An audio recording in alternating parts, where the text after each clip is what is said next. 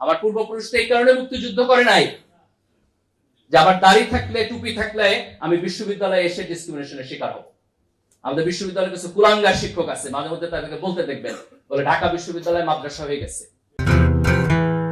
আর এই যে ঐতিহাসিক আকাঙ্ক্ষা, এই অসমাপ্ত আকাঙ্ক্ষাকে কন্টিনিউ করলেন তার মেয়ে। আমার একটা আফসোস যে শেখ মুজিবুর রহমানের প্রতি 75-এর যে বাকশাল, এটার কারণে ওনার সমালোচনা আছে, কিন্তু ওনার প্রতি আমার শ্রদ্ধাও আছে। উনি মুক্তিযুদ্ধের নেতৃত্ব দিচ্ছেন। উনি যদি বাকশাল করে এই দেশ 10 বছর শাসন করতেন, তাও আমার একটু আফসোস কম থাকতো যে না, ওনার একটা ক্রেডিট আছে। কিন্তু ওনার মেয়ে এসে এই দেশে 15 বছর ফ্যাসিবাদ কেন করে? ওনার তো কোনো কন্ট্রিবিউশন নেই। মুক্তিযুদ্ধের সময় শেখ হাসিনা কই ছিলেন?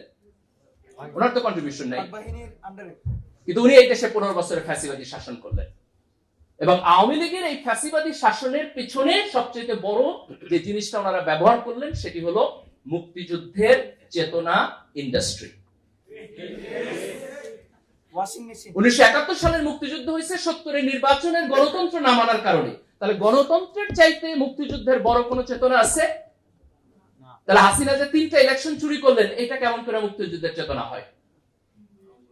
আপনি 1970 সালের নির্বাচনে শেখ মুজিবের বক্তব্য পড়েন, ওনার বক্তব্যের 75% হলো যে পূর্ব পাকিস্তানে কেন অর্থনৈতিক বৈষম্যের শিকার হইতেছে, কেন পশ্চিম পাকিস্তান এখানে ইনসাফ করতেছে না। আর গত 16 বছরে শেখ হাসিনা হাজার হাজার কোটি টাকা এই দেশ থেকে চুরি করছে। এই চুরি করার নাম কিভাবে মুক্তিযুদ্ধের চেতনা হয়? যদি দেশের টাকা চুরি করে বিদেশে পাঠানো মুক্তিযুদ্ধের চেতনা হয়, যদি গণতান্ত্রিক নির্বাচনকে করাপ্ট করে একটি একনায়কতান্ত্রিক সরকার ব্যবস্থা ডেভেলপ করা হচ্ছে মুক্তিযুদ্ধের চেতনা হয়, তাহলে সেই মুক্তিযুদ্ধের চেতনার আমার প্রয়োজন নেই। আমরা 24-এর এই বিপ্লবের মধ্য দিয়ে এই দেশের তরুণ প্রজন্ম যেটি অর্জন করেছে, সেটি হলো যে ফ্যাসিবাদ এই দেশে টিকবে না। আমাদের গর্ব করা উচিত। আপনি আজকে মিডল ইস্টে তাকায় দেখেন, এক একটা দেশে 50 বছরের একনায়ক চলতেছে, কিন্তু আমাদের দেশে শেখ হাসিনা একটা লম্বা সময় থাকছে, কিন্তু 15 বছর পরে আমরা তাদেরকে বিদায় করেছি। তারা থাকতে পারে নাই। আমরা গণতান্ত্রিক সরকার ব্যবস্থায় প্রত্যাবর্তন করেছি এবং ইনশাআল্লাহ এই গণতন্ত্রকে আমরা সামনের দিকে এগিয়ে নিয়ে যাব। শেখ হাসিনার যে মুক্তিযুদ্ধ ইন্ডাস্ট্রি, এর সাথে এই দেশের যে আপামর জনসাধারণ মুক্তিযুদ্ধ করছে তার কোনো সম্পর্ক নাই। মুক্তিযুদ্ধের যে সত্যিকারের চেতনা, তার কোনো সম্পর্ক নাই। মুক্তিযুদ্ধের চেতনা হলো আপনি সৎ থাকবেন, মুক্তিযুদ্ধের চেতনা হলো আপনি গণতন্ত্র মানবেন, মুক্তিযুদ্ধের চেতনা হলো আপনি সরকারে যাবেন, কিন্তু ভোটে যদি হারেন ভদ্রলোকের মতো ক্ষমতা ছেড়ে দিবেন। মুক্তিযুদ্ধের চেতনা হলো আপনি আপনার সন্তানকে যখন বিশ্ববিদ্যালয়ে পাঠাবেন, সেখানে নোংরা ছাত্র রাজনীতি থাকবে না, সিট পলিটিক্স থাকবে না, একজনকে আপনি শারীরিকভাবে নির্যাতন করতে পারবেন না, একজন ছাত্রকে আপনি বুলিং করতে পারবেন না। মুক্তিযুদ্ধের চেতনা হলো আমার সন্তান এই রকম এডুকেশন সিস্টেম পাবে যেন সে বিশ্বের গ্লোবাল মার্কেটে গিয়ে কম্পিটিশন করতে পারে। 24-এর বিপ্লবের যে চেতনা, সেটি মূলত মুক্তিযুদ্ধকে আওয়ামী লীগের যে দলীয়করণ এবং চেতনা ইন্ডাস্ট্রি, তার থেকে মুক্তি দিয়ে এই দেশের জনসাধারণের কাছে ফিরিয়ে দিয়ে গেছে। 24 এবং 71-এর মধ্যে কোনো কনফ্লিক্ট নাই। যারা 24-এর চেতনার সাথে 71-এর কনফ্লিক্ট অনুভব করেন, তারা মূলত অগণতান্ত্রিক শক্তি, তারা ফ্যাসিবাদী শক্তি, তারা মুক্তিযুদ্ধের চেতনা বিক্রি করতে চায় এবং এই দেশে তাদের মুক্তিযুদ্ধের চেতনার $1 মিলিয়ন ইন্ডাস্ট্রি আছে। এই ইন্ডাস্ট্রির প্রফিটে টান পড়ছে বলে তারা আজকে 24-এর চেতনার প্রতিবাদ করে। কিন্তু এই দেশের আপামর জনসাধারণ যারা 1947 সালে ভারতের সাথে যাইতে চায় নাই, 1971 সালে যারা পাকিস্তানের সাথে থাকতে চায় নাই, এবং 2024 সালে যারা একটা ফ্যাসিবাদী সিস্টেমের মধ্যে থাকতে চায় নাই, এই সকল চেতনার মধ্যে কোনো কন্ট্রাডিকশন নাই, কোনো কনফ্লিক্ট নাই। আমরা একটি সুস্থ, সুন্দর, গণতান্ত্রিক, মানবিক এবং ইনসাফপূর্ণ সমাজ এখানে চাই। এবং আজকের তরুণ প্রজন্ম তার নিজের বুকের রক্ত দিয়ে, সাহস দিয়ে যে রাজনৈতিক আন্দোলন এবং সংগ্রাম এবং গণ অভ্যুত্থানের মধ্য দিয়ে এটি তৈরি করেছে, আমরা বিশ্বাস করি যে আগামী দিনে বাংলাদেশ এই অক্ষপথে থাকবে। এই কক্ষপথ থেকে বাংলাদেশ বিচ্যুত হবে না ইনশাআল্লাহ। এবং তরুণদের এই ভূমিকা পালন করতে হবে। রাজনীতিতে কোনো ফ্রি ব্রেড এন্ড বাটার নাই। আপনি যদি নাগরিক হিসাবে আপনার অধিকারের পক্ষে না দাঁড়ান, আপনি যদি নাগরিক হিসাবে আপনার ভয়েস রেজ না করেন, আপনি যদি নাগরিক হিসাবে আপনার রাজনৈতিক ভূমিকা পালন না করেন, তাইলে পরে রাজনৈতিক সিস্টেম নিজে নিজে ভালো হয়ে আপনাকে আপনার নাগরিক অধিকার দিবে না। আগামী দিনে আমাদেরকে সতর্ক থাকতে হবে এবং নিজের রাজনৈতিক অধিকারকে খুব স্পষ্টভাবে গণতান্ত্রিক প্রক্রিয়ার মধ্য দিয়ে আমাদের রিপ্রেজেন্টেশন নিশ্চিত করতে হবে। আগামী নির্বাচন আমরা আশা করতেছি সুষ্ঠু হবে। তরুণ প্রজন্মের দায়িত্ব হলো সৎ, দেশপ্রেমিক এবং যোগ্য ব্যক্তিকে ভোট দেয়া। মার্কা দেখে ভোট দেওয়ার দিন বাংলাদেশে শেষ হওয়া উচিত। আপনি কলা গাছ দাঁড় করায় দিবেন আর আমি ভোট দিব, আমার এই এলিজেন্সের মধ্য দিয়ে এই দেশের রাজনৈতিক ইত্যাদি চলবে। আমি যদি সত্যিকার অর্থে চাই যে রাজনীতি পরিশুদ্ধ হোক, তাহলে আমার দায়িত্ব হচ্ছে ভালো লোককে, সৎ লোককে, যোগ্য লোককে দেখে ভোট দেওয়া, সে যেই দলের হোক। সে যদি বাংলাদেশপন্থী হয়, সে যদি ভারতপন্থী হয়, তাহলে হাসনাতের ভাষায় হলো মাইনরিটি। কিন্তু সে যদি বাংলাদেশপন্থী হয়, তাহলে আমার দায়িত্ব হচ্ছে সৎ এবং যোগ্য ব্যক্তিকে ভোট দেওয়া। বাঙালি মুসলমানের এখানে যে ইতিহাস, সেই ইতিহাসে হিন্দুদের সাথে আমাদের কনফ্লিক্টের ইতিহাস আছে। ব্রিটিশদের সময়ে এখানে আমরা হিন্দু জমিদারদের হাতে এই দেশের সংখ্যাগরিষ্ঠ মুসলমান নির্যাতিত হয়েছে। কিন্তু তার মানে এই না যে 1971 সালে যখন আমাদের রাষ্ট্র হইল, এই রাষ্ট্রের মধ্যে যারা বসবাস করে আজকে সেই হিন্দুরা সেই 1757-1857 সালের হিন্দুদের রিপ্রেজেন্টেটিভ না। আজকে যখন এই বাংলাদেশ স্বাধীন হয়েছে, আজকে বাংলাদেশের যে কোনো নাগরিক সে যদি বাংলাদেশ রাষ্ট্রের স্বার্থের পক্ষে থাকে, তাহলে সে আমার ভাই, সে আমার বন্ধু, সে আমার ফেলো সিটিজেন। আমি তার অধিকারের পক্ষে দাঁড়াবো, সে আমার অধিকারের পক্ষে দাঁড়াবে।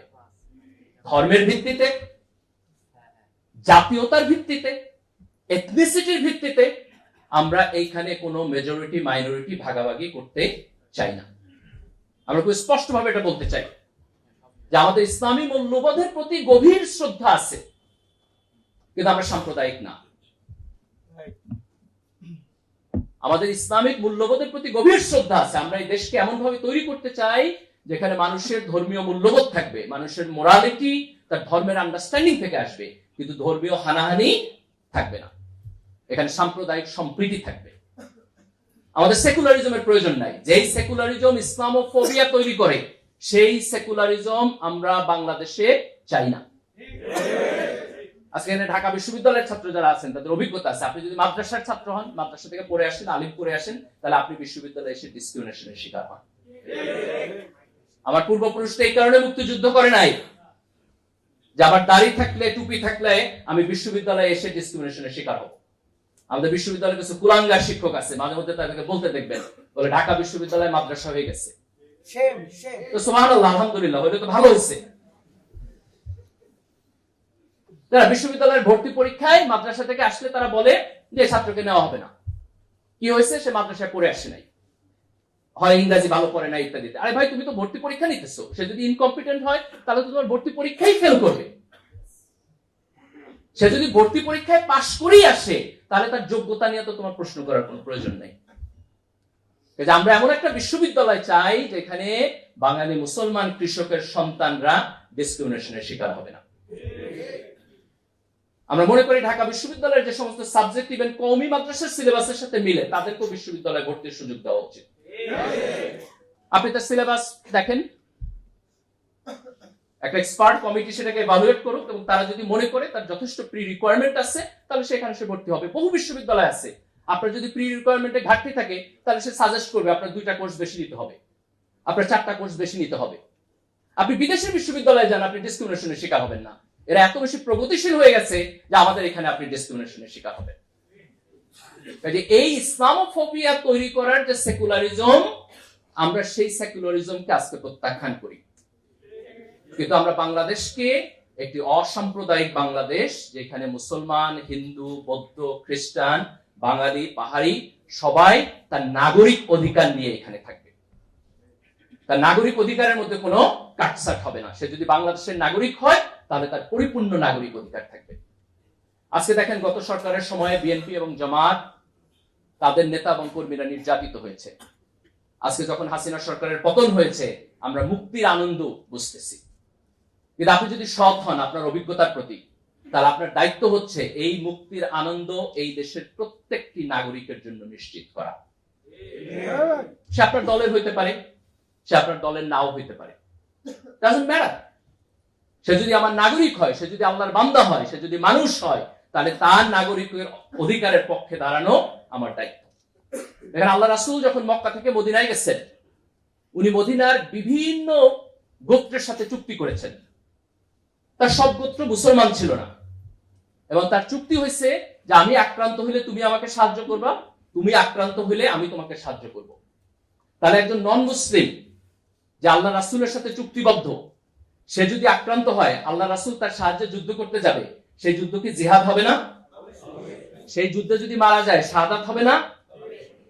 কিন্তু এই শাহাদাত তো ধর্ম প্রতিষ্ঠার জন্য হয় না, এটা হয়েছে ওয়াদা রক্ষা করার জন্য। ওয়াদা আমার ধর্মের পার্ট না? তাহলে আজকে রাষ্ট্রের নাগরিক হিসাবে আমি যখন একটা সংবিধানের মধ্যে একটা সিস্টেম তৈরি করতেছি, তখন আমি সকল নাগরিকের জন্য তার নাগরিক অধিকারের নিশ্চয়তা দিতেছি। আমি তার ধর্মের উপর ভিত্তি করে পার্থক্য করতেছি না, তার বর্ণের উপর ভিত্তি করে পার্থক্য করতেছি না, তার এথনিসিটির উপর ভিত্তি করে পার্থক্য করতেছি না। কিন্তু আমার রাষ্ট্রের সুনির্দিষ্ট আদর্শ থাকবে, ইডিওলজি থাকবে। মুসলমানরা তাদের ধর্ম থেকে তার নৈতিক যে মোটিভেশন সেটি নিবে, যিনি হিন্দু তিনি হিন্দু ধর্ম থেকে তার মোটিভেশন দিবেন, এবং আমরা একটি সাম্প্রদায়িক সম্প্রীতির মধ্য দিয়ে সবাই মিলে আমরা বাংলাদেশী হয়ে উঠব। এটি হচ্ছে আমাদের আগামী দিনের রাজনৈতিক অঙ্গীকার। আজকে আমি ঢাকা বিশ্ববিদ্যালয় শিবিরকে খুব স্পেসিফিকলি ধন্যবাদ দিতে চাই।